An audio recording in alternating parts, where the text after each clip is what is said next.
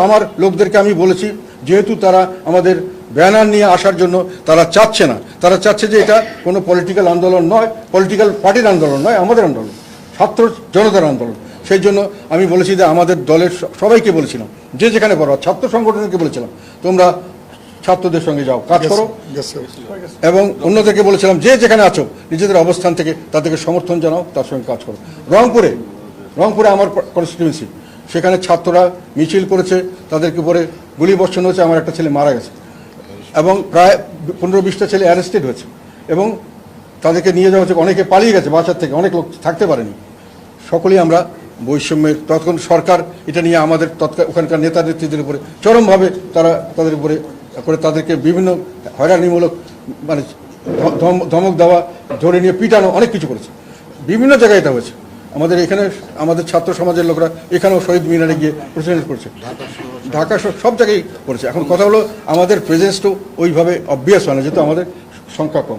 রংপুরে আমাদের presence obvious ছিল, তোমরা যে কোনো লোক চেক করে দেখতে পারো। We are from the very beginning to the last আমরা এই আন্দোলনের সঙ্গে ছিলাম এবং আমরা যত বড় বক্তব্য দিয়েছি, যতভাবে দিয়েছি এবং যত সামনাসামনি বলেছি এবং যতভাবে আমরা এদের সমর্থন করা দরকার সেটা করার চেষ্টা করেছি এবং করেছি।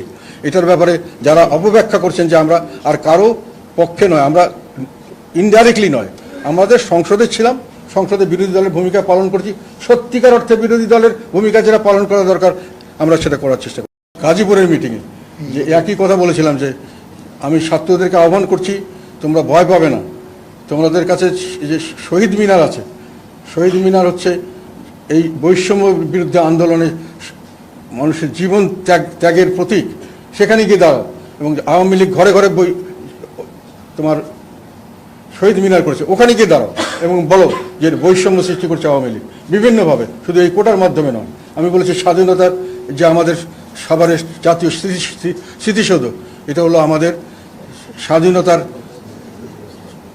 চেতনার, এটা আমাদের স্মৃতি।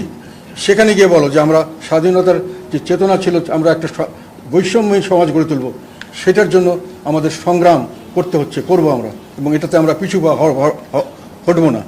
এগুলো কথাগুলো আমি বলেছিলাম, এগুলো বিভিন্ন মিডিয়ায় কভার হয়েছে। এবং তার পরবর্তীতে প্রতিদিন আমি কোটার সংস্কারের যে আন্দোলন সেটার সমর্থনে এবং তাদের প্রতি নির্যাতন, একেবারে সম্পূর্ণ অহিংস আন্দোলনকে যেমন সহিংসতা দিয়ে ফেস করা হয়েছে, পুলিশের সঙ্গে এসে ছাত্রলীগ গিয়ে হামলা করেছে, রাতে গিয়ে মেয়েদের উপরে হামলা করেছে বিভিন্নভাবে, এবং তাদের হসপিটালে রুগীরা যে হসপিটালাইজ হয়েছে ছাত্ররা, সেখানে গিয়ে তাদের অ্যাটাক করা হয়েছে। এগুলো সবগুলোর বিরুদ্ধে প্রতিদিন বক্তব্য দিয়েছে।